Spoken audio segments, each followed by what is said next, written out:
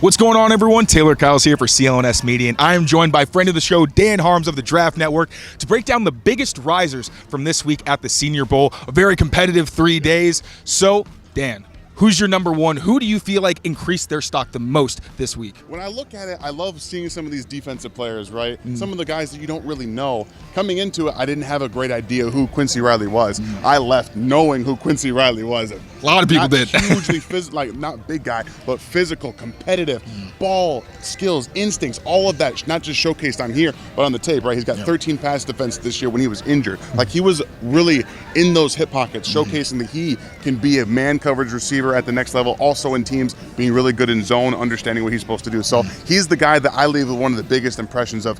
I didn't really know who you were coming in, and a lot of people know who you are now.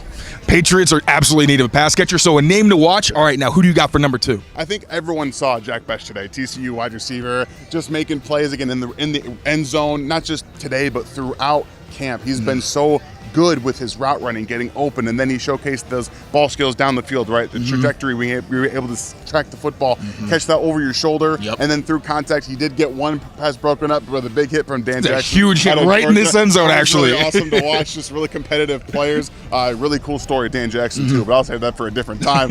But yeah, Jack Bech is really one of the guys that came in, playing for his brother, right? We all saw the story, the tragic loss of his in New Orleans. He come in with a really heavy heart, but he played fantastic this week. Really rose his draft stock as one of the two best receivers throughout the Senior Bowl practices. Extremely impressive maturity, I thought, from Bech. We spoke to him yesterday, and the perspective that he had through such a tragic event, but being able to kind of turn that into motivation, appreciate his brother, and then turn in some really impressive performances. I mean, that high point in the back of the end zone on the other side of the field, extremely impressive, especially a great ball from the quarterback as well. All right, number three, brother, round it out for me. Who you got? All right, this is a little bit of cherry picking, right? We all saw Mike Green not here today, right?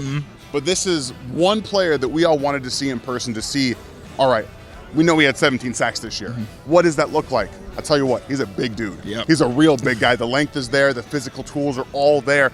He was winning multiple times, and everybody saw the Josh Connolly tweet, the video, right? We all saw that. It was more about the tools and the sequencing that he showcased throughout those reps, right? You don't get a ton of one-on-ones the entire time you're here, but how do you take those 2 or 3 that you get in these individual drills and sequence your moves, whether it's a spin move inside or taking speed to power and then to an extension and using that long arm and then getting off and underneath, bend, whatever it is. So we saw him leave today probably because he's going to be a top 20 pick in this draft. So you can't really say he's not one of the biggest risers, because he knew coming in he had to just show what he was, and he absolutely did that. Absolutely. The first question mark he kind of checked off was that weight, right? Weighing in at 251, it's like, all right, he got the size we want, and then the repertoire of pass rush moves he showed, very intriguing. We'll see where he ends up. Now, for me, pass rush-wise, I'm going Darius Alexander out of Toledo, the defensive tackle who is out here beating offensive tackles, including Ariante Ursary.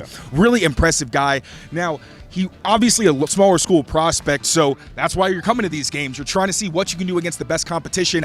I think I saw him lose maybe 2 reps this week. A very, very impressive player. Where do you think he ends up actually going in the draft, or how far do you think he actually did raise his stock? And this is where we're all going to go back to the tape, right? Where all of us are going to say, all right, we love what we saw here today, but what else are you going to show me, right? Because we want to know what you do well. So the tape will tell us what he does well. Obviously, he'll measure in again at the combine. We want to get multiple measurements to see where they are. But right now, I'd say with how he performed today, it wouldn't shock me if he was a top 100 player based off of how teams value those pass rushers, right? And if you can get a guy who's explosive but still showcases and hits all those numbers for your physical, the length, and then having the weight and those tools that you really need, I could see him being a top 100 player if he continues this type of rise throughout the process. And as a Chiefs guy, don't kill me for this. And I'm not making a one-to-one comparison, but seeing a guy who's 300 pounds win inside and outside, I couldn't help but think of Chris Jones, because there's just not a lot of guys that you see kick outside at that size. So another really interesting guy. But I'm sticking with the trenches. Anthony Belton, the NC State offensive tackle who played both tackle spots. He lined up inside. This is a day where he took, I think, 1 or 2 more losses than he has in the other days, but really throughout,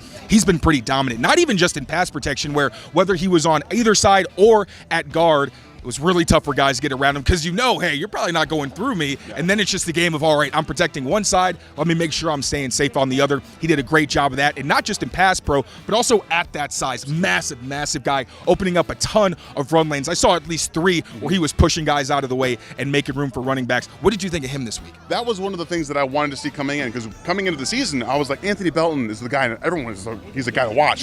Didn't have his greatest season this year at NC State. Whether his weight, maybe he put on too much weight, but what we saw this week was a guy who was confident in his own body, his tools, and he showcased that length as well. When you're able to stay in front of guys, use your feet to stay in front with those pass protection, and then again, like you said, getting on a defensive tackle or a defensive end on that shoulder and driving in the run game, using double teams and sorting through those stunts that they're pulling, that's what you wanted to see. He's going to leave not only with a bunch of confidence, but having that back to where it was and those tools to showcase those teams. He was a big check mark today because he's really doing what you wanted to see from him. Absolutely. That confidence was huge because the patience is really what I wanted to see. I'm like, big fella, you got the athleticism, you got the size, you got the length, play to those things and know your strengths. And I thought he did a great job of that. Rounding it out, Central Arkansas edge rusher David Walker, undersized guy, not quite an Anthony Belton, but man, did he show up. He actually beat Belton around the edge, which was a very impressive feat. Dipped around, showed that kind of bend that he's got. I thought he was really impressive this week. Another small school guy who rose his stock. What do you think of Walker? When we saw a bunch of these small school guys this week just come out and really show out, that is amazing to see, right? We see not just those, but the offensive linemen too. But when you see Walker come out, you kind of compare him a little bit to Josiah Stewart, right? The smaller 6'4", maybe not the longest guys in the world. If you're going to be that small, you got to win. You got to win with speed, you got to win with bend, you got to win with athleticism. He did all of those things, checked a bunch of boxes with that speed and explosiveness, that first step, right? If you can beat tackles to their spot, you're going to win a lot of reps, and he did that out here. Amen, brother. Thank you so much for joining. Absolutely. I'll see you again on the pod very soon. Thank you all for watching. Make sure to go to Patriots Press Pass on YouTube for more videos, and for our written work, go to clnsmedia.com.